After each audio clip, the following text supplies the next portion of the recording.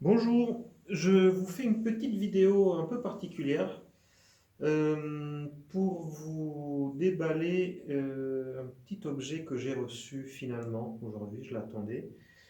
Petite introduction, donc voilà, je suis architecte, je travaille beaucoup dans le bâtiment et nous sommes confrontés depuis pas mal d'années à toute une série de contrôles sur la santé des lieux qu'on construit ou qu'on rénove. Par exemple, sûrement vous connaissez le problème lié à l'amiante ou au plomb qui peut se trouver par exemple dans la peinture, dans les anciennes peintures. Donc aujourd'hui, nous sommes tous obligés de faire, quand on achète, on loue ou on vend un, une habitation, de faire toute une série de tests par des spécialistes, que je ne suis pas un spécialiste, mais je suis obligé de suivre ces règles. Et concernant donc des tests concernant ces risques potentiels qui sont liés à des matériaux qui sont aujourd'hui interdits par la loi. Et il y a un élément assez important qui se trouve un peu partout, mais qu'aujourd'hui est seulement vaguement abordé par le gouvernement, et qui est celui d'un polluant qui est naturel, contrairement aux autres. Il s'agit du radon. C'est un gaz, un élément chimique. C'est un gaz noble, comme on dit. Donc, je ne suis pas un scientifique, je pourrais difficilement vous donner des renseignements là-dessus. Mais je vous mettrai dans la description des liens pour connaître un peu plus ce gaz. Et, donc il est incolore, inodore et donc totalement invisible sans utiliser des appareils particuliers. Le problème de ce gaz, c'est qu'il est radioactif. Voilà, donc c'est un peu surprenant. On peut peut-être ne pas le savoir, mais voilà, on a sous nos pieds des terres des roches qui dégagent un gaz radioactif qui s'appelle le radon et qui va probablement dans le futur être contrôlé. Il va falloir le contrôler parce qu'il est source de problèmes de santé, comme vous pouvez l'imaginer quand on parle d'éléments radioactifs. Donc certes, on ne parle pas de uranium, plutonium ou d'éléments très sympathiques que nous avons pu créer, et je parle du plutonium en particulier, et qui ont des durées de vie de centaines, voire des millions d'années, et que nous pouvons difficilement maîtriser aujourd'hui. Mais là, on parle d'un gaz naturel qui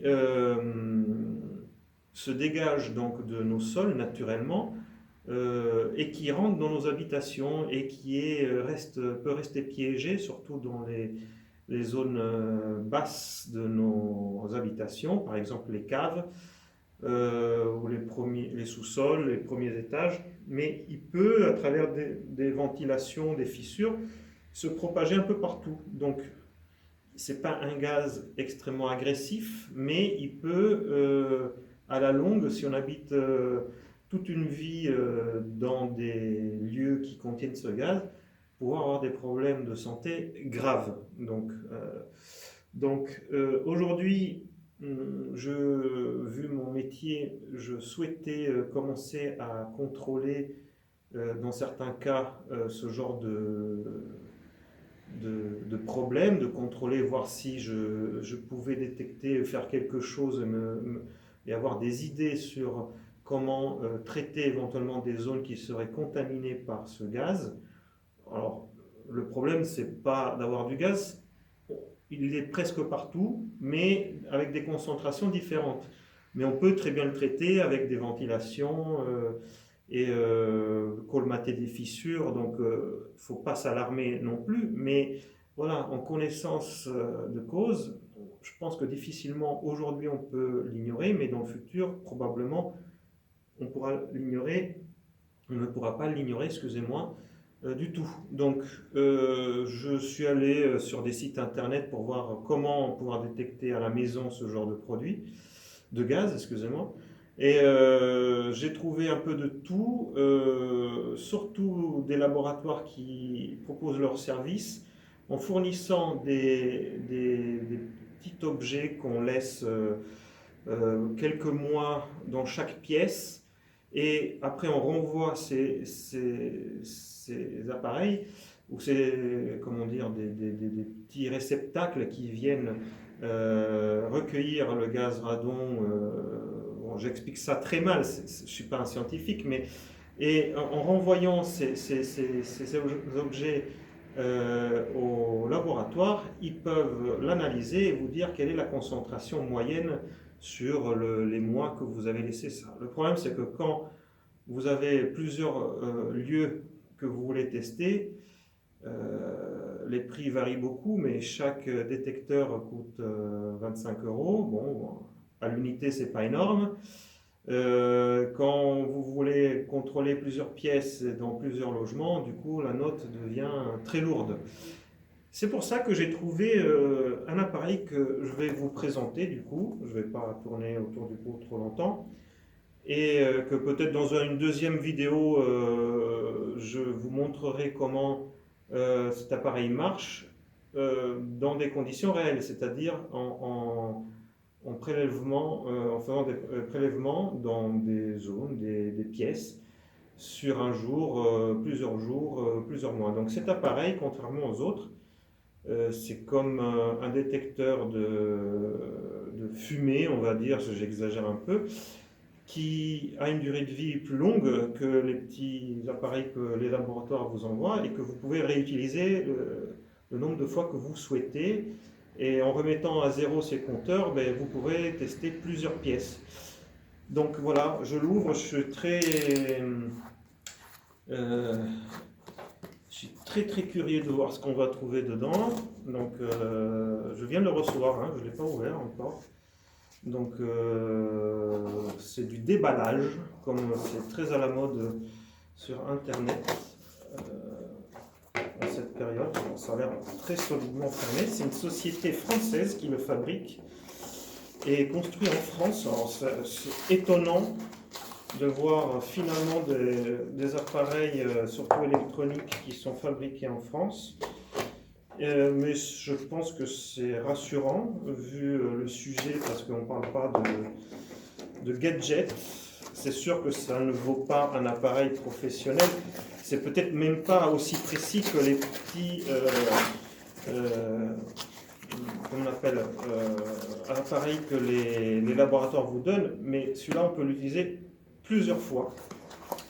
Donc voilà, on y est presque, c'est très bien emballé. Qu'est-ce que nous avons ici? Ah, très bien. Donc voilà. Alors, aucun lien avec cette société que j'ai découvert sur Internet. Je ne sais pas s'ils sont contents que je fasse un déballage de leurs produits. Mais moi, ça m'intéressait de vous montrer que ça existe. Donc, bon, le coût, certes, c'est pas vraiment donné, mais l'avantage, c'est que après 4-5 pièces testées, vous l'avez amorti par rapport aux autres. Donc, je m'étais déjà un peu renseigné sur son fonctionnement. Donc, il y a des piles. Ici, il y a c'est écrit d'ailleurs, hein,